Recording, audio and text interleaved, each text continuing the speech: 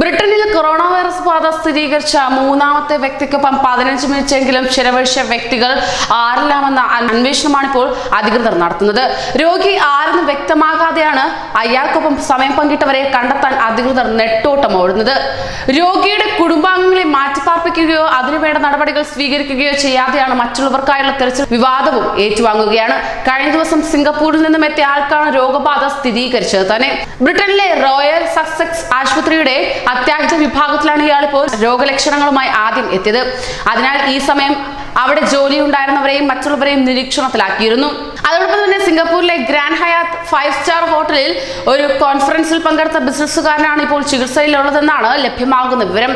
ഇതേ കോൺഫറൻസിൽ പങ്കെടുത്ത 3 ഏഷ്യൻ പ്രതിനിധികൾക്കും രോഗം സ്ഥിരീകരിച്ചിട്ടുമുണ്ട്. 100-ലധികം ആളുകൾ പല രാജ്യങ്ങളിൽ നിന്നായി കോൺഫറൻസിൽ പങ്കെടുത്തിരുന്നു എന്നാണ് ലഭ്യമാകുന്ന വിവരം. രോഗബാധിതനായി UK-യിൽ ചികിത്സയിൽ കഴിയുന്ന ബിസിനസ്സുകാരന്റെ കൂടുതൽ വിവരങ്ങൾ ഒന്നും തന്നെ അധികൃതർ പുറത്തുവിട്ടിട്ടുമില്ല. ഏത് വിമാനത്തിലാണ് ഇദ്ദേഹം എത്തിയതെന്ന് സംബന്ധിച്ചും ഇതുവരെ വ്യക്തമാക്കിയിട്ടില്ല.